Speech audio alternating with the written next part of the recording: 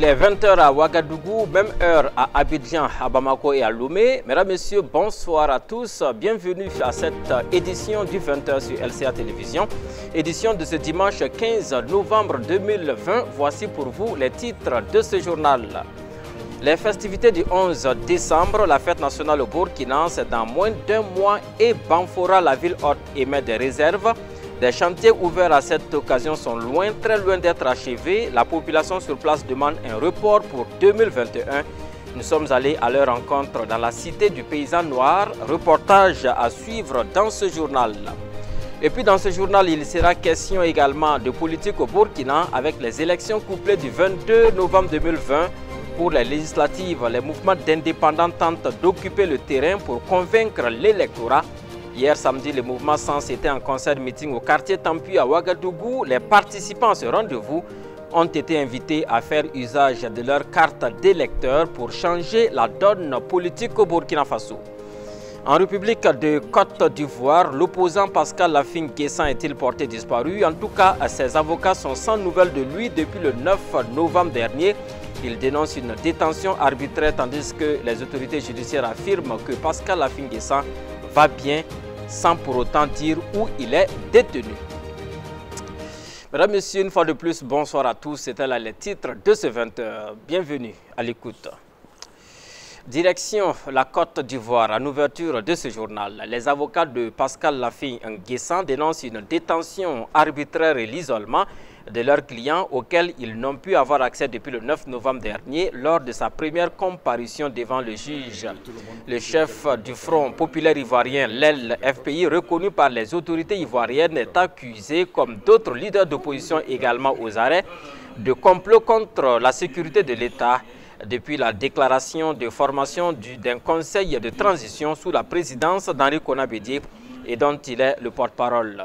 Les avocats de Pascal Lafin-Guessan ne l'ont pas vu depuis et ne savent même pas où il se trouve, malgré les affirmations du procureur de la République leur assurant que le dirigeant politique va bien.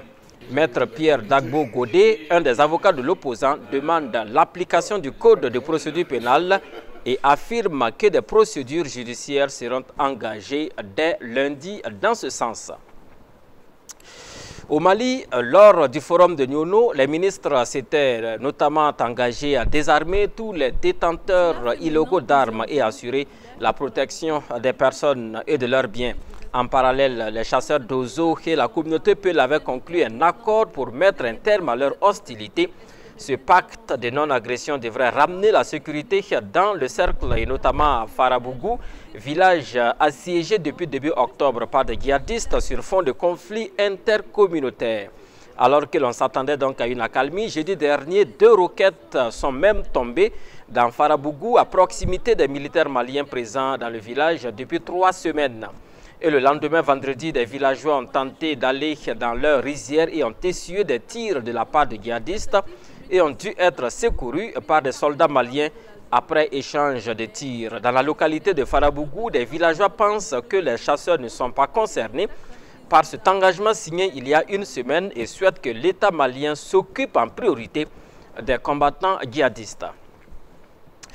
Au Mali toujours, le chef d'un groupe djihadiste et 14 autres combattants ont été jugés vendredi pour des opérations menées dans le sud du pays, à la frontière ivoirienne et burkinabé. Souleymane Keïta du groupe Ansardine, arrêté depuis 2016, et 2 autres accusés qui étaient présents à l'audience ont été condamnés à mort. Les 12 autres absents à l'audience ont été condamnés à la même peine capitale par contumace. Politique à présent, au Burkina Faso, la campagne électorale bat son plein pour les législatives du 22 novembre 2020. Le mouvement Sens poursuit sa campagne de proximité dans les quartiers de Ouagadougou. Hier, samedi 14 novembre 2020, la direction provinciale de campagne du Kadiogo du mouvement était à Tampi, dans l'arrondissement 3 de la ville de Ouagadougou, où elle a animé un concert meeting. Les responsables du mouvement ont mis à profit cette occasion pour inviter les populations à s'engager avec eux pour changer la donne au Burkina en matière politique. Plus de précisions dans ce reportage de Bassirou Savadogo et Aimé Savadogo. Ils étaient, pour la plupart des jeunes, à prendre place sur le terrain de Miramar pour écouter le message du mouvement Sens. Face à eux, des responsables du mouvement convaincus de leur engagement à la recherche de l'électorat pour mieux poursuivre la lutte. Ainsi, tour à tour, le porte-parole de la campagne nationale du mouvement Sens et le candidat tête de liste du Kadiogo ont invité la jeunesse à prendre ses responsabilités. Qui avons décidé de quitter notre zone de confort pour faire le pas nécessaire, le pas pour continuer le combat que nous menons depuis plus de 25 ans. C'est juste pour ouvrir cette brèche pour permettre aux jeunes et aux femmes d'assumer leurs responsabilités, de ne pas déserter leurs responsabilités, de les assumer. Alors, pour sa première participation à une élection, le mouvement ne veut pas faire de la figuration et compte s'imposer par ses actions. D'ores et déjà, il présente 4 projets de loi qui seront immédiatement mis sur la table une fois qu'ils seront à l'Assemblée nationale. Le premier projet de loi concerne les marchés publics. Non seulement nous allons introduire des dispositions pour sanctionner pénalement les travaux mal exécutés, les routes bien dégradables, c'est fini. Il faut que les entreprises comprennent maintenant que si vous faites du mauvais travail, vous pouvez vous retrouver en prison. Ça va amener les gens à faire du bon travail. Deuxièmement, il faut qu'on prévoie un quota pour les jeunes, les entreprises de jeunes, des entreprises jeunes et de jeunes. Parce que pour qu'ils puissent avoir l'expérience nécessaire pour eux aussi demain affronter les grands marchés. Donc déjà, cette loi prévoit que les jeunes aient leur place dans le marché public. Nous avons aussi une loi sur le foncier. Nous voulons arrêter l'accaparement de terres par les sociétés immobilières. Les sociétés immobilières doivent construire des maisons, mettre en location ou les vendre. Mais les sociétés immobilières ne sont pas là pour vendre des parcelles. Ça, il faut qu'on mette fin à ça. Troisièmement, il faut qu'on respecte nos coutumes et nos traditions. Enfin, quatrième loi, le financement des partis politiques. Nous voulons que une partie de ce financement serve à la formation des jeunes et des femmes pour permettre leur participation active à la politique. Ainsi, le mouvement Sens appelle le peuple burkinabé, surtout la jeunesse, à une révolution, une insurrection dans les urnes afin de donner un nouveau sens et une nouvelle direction au Burkina Faso. Des artistes tels que Osibi Yohan, Grand Docteur, Tines la déesse ont apporté une touche artistique à ce meeting. Et puis on reste toujours avec le mouvement Sens créé seulement en août 2020 et qui regroupe plusieurs acteurs de la société civile. Ce mouvement veut conquérir l'Assemblée nationale du Burkina et rompre avec les anciennes pratiques politiques. Ainsi donc, il entend poser des actions et faire de la politique autrement au Burkina. Pour en savoir davantage, nous avons rencontré pour vous Maître Angelin Poda. Il est le porte-parole de la campagne nationale du mouvement. Il s'exprime ici au micro de Bassirou Samadogo et Aimé Samadogo. Écoutez. Le premier apport, ce n'est pas la qualité des candidats qu'on a et pas la qualité donc de nos potentiels des députés. Qualité sur le plan comportemental et sur le plan de la vision. Parce que nous avons un rêve et notre rêve, c'est que nous pouvons faire la politique autrement. Faire la politique autrement, ce n'est pas vraiment de changer, d'apporter des idées merveilleuses. Mais déjà, c'est à partir de la personne même qui apporte les idées. Donc pour nous, dans un premier temps, nous voulons inculquer le sens de la dignité, nous voulons inculquer le sens de la loyauté, nous voulons faire croire donc à chaque Burkinabé qu'il peut et doit participer à la construction du Burkina Faso, que quand on dit changement, quand on dit plus rien ne sera comme avant, ça doit commencer par chaque citoyen burkinabé. Et c'est l'addition de tous ces changements de comportement qui vont amener donc un Burkinabé nouveau. Donc nous militons donc pour ce Burkinabé nouveau-là. Et ce que nous allons apporter donc ensuite, ça c'est le premier apport. Le deuxième apport sera donc des projets de loi. Nous avons d'ores et déjà 4 projets de loi. Et ces 4 projets de loi ne sont pas les seuls. Mais c'est ce que nous voyons pour le moment. Et nous pensons que ce sont des projets de loi qui vont intéresser toute personne. Et qu'arrivé à l'Assemblée, je vois mal un député donc ne pas voter ces projets de loi-là. Parce que dans un premier temps, nous avons un projet de loi sur une modification, donc nous avons une proposition pour modifier le code des personnes et de la famille sur le mariage. Vous savez que le mariage est célébré traditionnellement, religieusement, mais seul le mariage civil donc est reconnu, celui qui est célébré devant l'officier de l'état civil. Nous voulons militer donc pour qu'on puisse reconnaître et le mariage religieux et le mariage civil comme étant donc, mais je précise que c'est sous la forme de la célébration. Donc c'est les conditions de forme donc qui sont ici donc concernées. Pour les conditions de fond, nous ne touchons pas. Et après 2 semaines de meetings et d'échanges avec la population burkinabé, le mouvement Sens est satisfait de sa campagne, surtout la prise de conscience de certains jeunes du Burkina qui ont décidé de donner un autre sens à leur vie. Selon le porte-parole du mouvement, le message véhiculé sur le terrain trouve un écho favorable auprès de la jeunesse burkinabé. Je vous propose d'entendre l'optimisme de Maître Angelin Poda. Il est au micro de nos reporters Bassirou Samadogo et Aimé Samadogo. Et nous sommes satisfaits, ne serait-ce que par la conscientisation du peuple. Notre message passe bien avec la population parce que notre méthode, elle est simple. Nous ne parlons pas. Nous allons écouter, parler donc les électeurs. C'est les électeurs qui parlent. Et quand ils parlent, ils nous disent donc ils nous donnent leurs préoccupations. Et à la fin, nous voyons avec eux donc ces préoccupations qui nous ont donc expliquées. Nous faisons donc de ces préoccupations-là des préoccupations qui nous concernent tous et on leur dit, écoutez, nous n'avons pas de solution miracle, surtout que l'Assemblée nationale, ce n'est pas pour le député, ce n'est pas celui donc qui construit les routes, qui construit les écoles. Nous leur expliquons tout ça et on leur dit que c'est ensemble qu'on peut bâtir donc les choses. Expliquer comme ça, ils ont bien compris. Il y en a même qui dénoncent devant nous l'achat des consciences. Donc ça veut dire déjà que la population commence à prendre petit à petit conscience. Et pour nous, même si au sortir donc du 22 novembre, nous n'avons pas donc assez d'élus parce qu'on ne nous a pas fait confiance rapidement dans les urnes, mais nous avons fait passer un message et nous avons vu que la société burkinabé est une société qui a soif du changement. Et que c'est une société qui attend la personne qui va venir être comme eux et les amener ensemble à bâtir le Burkina Faso. Rien que sur ce plan, nous sommes satisfaits.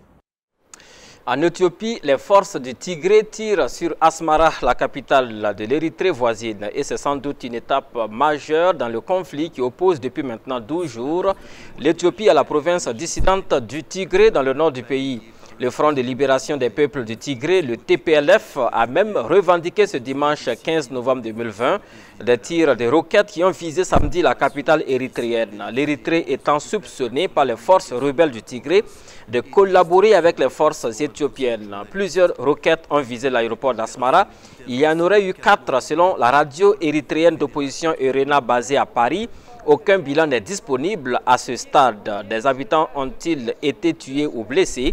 Ces frappes ont-elles atteint ou endommagé l'aéroport d'Asmara visé? Pour le moment, on l'ignore et l'Érythrée n'a toujours pas communiqué publiquement sur ces frappes. Retour au Burkina Faso et je vous le disais en titre de ce journal, la fête nationale du 11 décembre prévue dans moins d'un mois à Banfora alimente la polémique.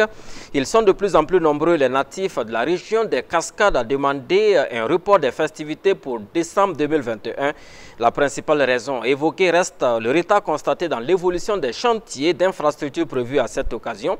Banfora n'est donc pas prête et ne voudrait pas une célébration au rabais. C'est du moins ce qui ressort de ce constat fait sur place par notre reporter Abdoulaye Ouattara. Suivi.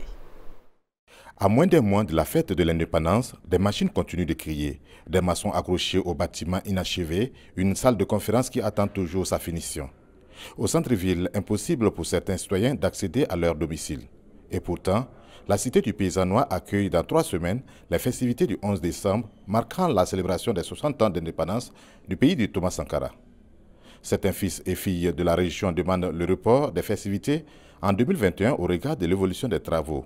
Pour Sophie Traoré-Tou, native de Banfora, beaucoup reste à faire avant cette fête d'envergure nationale. Rien n'est prêt, ni les voies, rien. Et même jusqu'à chez moi, je n'arrive même pas à rentrer chez moi parce que c'est en chantier, la voie n'est pas prête, ce n'est pas accessible. Et je pense que ce serait plus sage de reporter cette fête. Pour des infrastructures de qualité, le report serait la solution, préconisent certains citoyens de Banfora. Selon Yaya Kone, la décision finale revient aux autorités burkinabées. Par rapport au report, je me dis que la décision finale revient à l'autorité de l'État. Mais au regard des investissements qui sont en cours de réalisation, il faut avouer qu'un retard est facile à constater. Alors, ça dépend maintenant de l'allure que l'autorité voudra donner à la fête. Si c'est une allure vraiment festive, ça va être un peu difficile. Parce qu'avec des investissements réalisés et avec des résultats insuffisamment atteints, la fête ne sera pas aussi festive que les gens attendaient. À moins d'un mois de cette fête, c'est l'incertitude quant à la disponibilité des infrastructures. Pour une célébration dans la joie et permettre aux filles et fils de mieux s'épanouir, le report de cette fête de l'indépendance du Burkina Faso en 2021 ne serait pas mauvais, selon le chef de canton de Banfora. Les travaux de l'indépendance à Banfora n'ont pas encore atteint 40%. Les voies bitumées n'atteignent pas plus de 5 voies.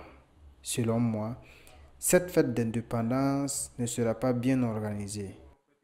Le report à l'année prochaine est la meilleure solution. Question de donner du temps aux entrepreneurs de faire bien leur travail. Sinon, à cette allure, le travail sera boycotté. Pendant que certains pointent du doigt la maladie à coronavirus, d'autres pensent que la lenteur des entreprises à exécuter les chantiers sont la cause de cette situation. Au jour d'aujourd'hui, difficile de dire dans quelles conditions sera célébrée la fête de l'indépendance à Banfora. En attendant, des fils de la localité ont émis une pétition.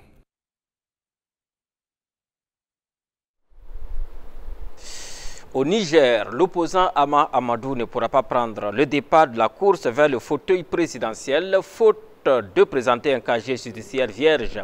En revanche, la justice n'a pas donné suite aux contestations sur l'origine nigérienne de Mohamed Bazoum, le dauphin du président sortant Mahamadou Issoufou.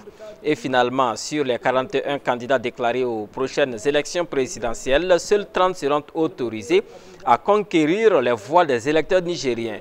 La Cour constitutionnelle a en effet communiqué la liste des candidats éligibles. Le rejet de la candidature du principal opposant est lié à sa condamnation en 2017 pour recel d'enfants.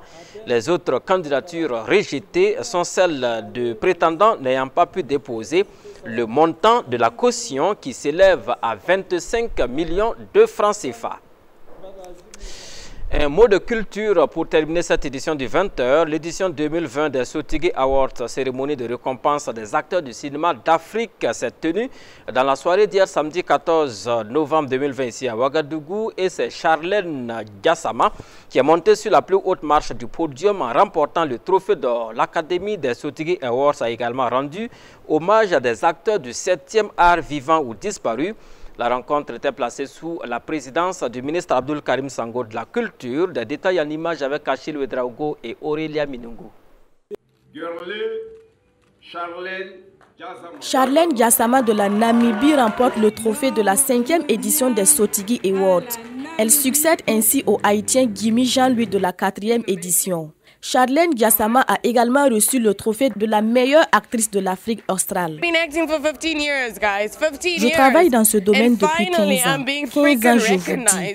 Et finalement, je suis reconnue lauréate. Merci à tous, je suis très heureuse. Je suis très émue. Merci au Burkina Faso. Merci au Sotigui, merci à l'Afrique. Je suis vraiment heureuse et reconnaissante à tous. Merci beaucoup. Au cours de cette soirée, de nombreux acteurs burkinabés ont également été récompensés. Justin Winiga, alias GSK, a reçu le trophée du meilleur interprète masculin. Je ne peux pas mesurer ce que je ressens par rapport à ça. C'était inattendu. Mais je dirais simplement que c'est le rêve de toute personne.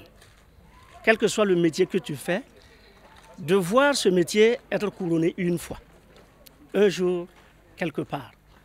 Donc, pour moi, c'est vraiment un sentiment de satisfaction énorme que d'être récompensé ce soir par ce 5e édition des Sotigui. Le duo Souké et Sidiki et celui de Oyou et Chocho ont reçu des trophées d'honneur. Moi, je me sens dans la fierté. Et donc, ça veut dire que moi, j'encourage aussi les organisateurs.